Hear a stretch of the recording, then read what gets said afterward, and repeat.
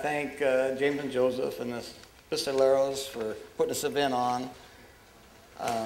It's great to see all my old friends and hear the stories, and the fact what Sherry was saying is, let's support the sport we love.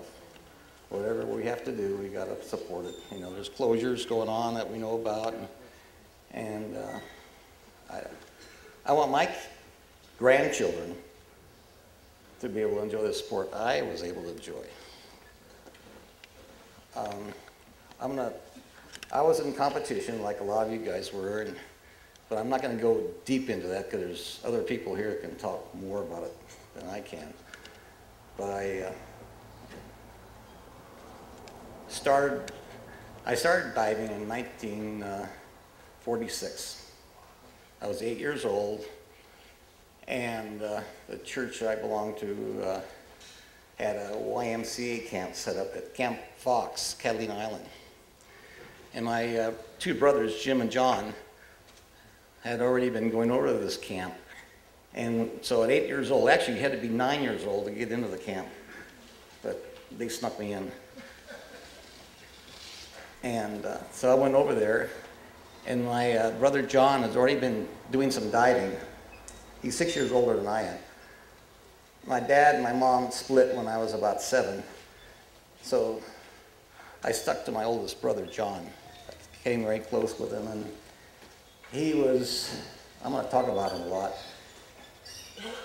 He was one of the first freedivers that was in the sport. He's right in the beginning with all the first divers you heard about. Mel Fisher, Doc Matheson. He got in with, real close with Chuck Blakesley, Jim Auxier of Skin Diver Magazine. They were very close to them. And there's quite a few other people, Dick Anderson. There's just a number of these old-time divers that you probably have never heard their names, but maybe, yeah, Chuck Blakesley, he's pretty strong.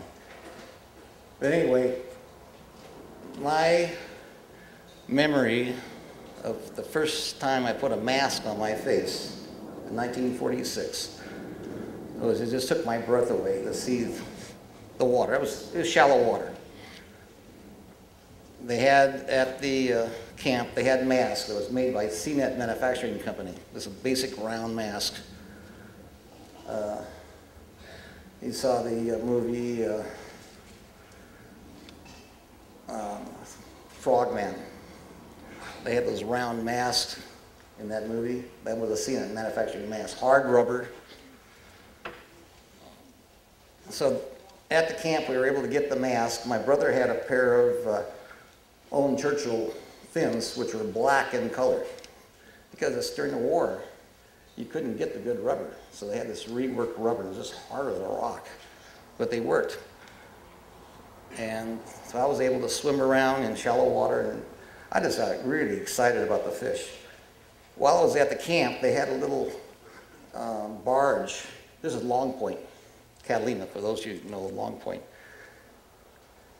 And I was on a barge, and I had a tin can full of pancakes and waffles, or whatever was left over from breakfast, and a little drop line after fishing off the barge. And there was a sailboat anchored next to us, just inside of Long Point.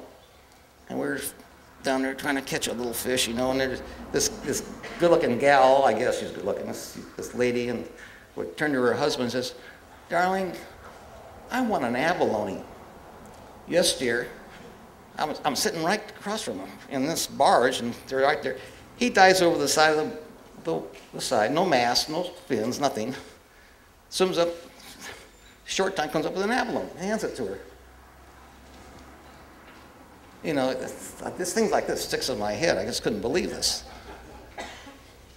While I went to Camp Fox, I was able to go on these little boat cruises. They row us around and down the coast a little bit. And we were out there swimming, and with that mask I had on, I looked down, I could see forever. Just crystal clear. Beautiful kelp. You look down forever. This is one thing I wanted to bring up. I didn't see red tide until 1960 or 61. First time. And I've been diving a hell of a long time, like all the rest of us. Things have changed. Our oceans have changed. Diving, like Marty was saying, it was always clear. Well, that's absolutely true. We never had a dirty water day. It was always crystal clear. So I got excited about diving, and my brother said, Jay, if you really like this, why don't you come with me and you be my caddy? And we go to Palos Verdes. This is when he just became 16, so I must have been 10 years old, because 6 years older than I am. And so I'd push the inner tube behind him with a gunny sack. He'd come up with an ab. I'd come over there and put it in, and he'd get a lobster. I'd put it in, and I have to hold my hand over the top so the lobster would kick out. And we always had crystal clear water. My brother joined a club called the Sea Downers. And this group of divers, we would dive on the weekends, going to Palos Verdes, down the rocks. And now there's no snorkels, and we had fins, sweatshirts, garden gloves, and like Marty was showing, the full white johns. A lot of guys wore those because when you come out of the water after a few minutes, and especially Palos Verdes, where the rock entry, the surf's breaking on the rocks, and eelgrass, and sea urchins, you'd freeze. There's no exposure suit. Plus, your body is covered in blood. But this was diving. I mean, you come out, you're blood all over the place. Because you get rolled in the surf and the rocks. And so anyway, we made a fire before we go in the water. And then the person that come out first, he just had to light the fire, get it going, so the rest of us could get warmed up. And but no one ever complained, because this was a sport. This was exciting. And diving in different locations, having club outings with the Sea Downers. I spent a lot of time going out on the federal breakwater, having to walk a mile or two out to the end of the federal breakwater, with surf breaking over the top of the breakwater. And we go diving out there. And it's just really exciting times. I mentioned my brother was really active in the earliest part of the sport. He met the Romano family, who were the owners of CNET Manufacturing Company. They had a plant down on 5th and Maple. I know that address because that's where I went to work when I was 13 years old as a summer job. I went to work because the son of Romano was the same age as me, and through the acquaintance with my brother of the family, they asked me to come work with their son, doing part-time jobs in the manufacturing of masks and fins. They were the first, CNET Manufacturing Company was the first dive company on the West Coast that had anything to do with diving. They made the first fins, the first masks. The company also had the rights to the Aqualung.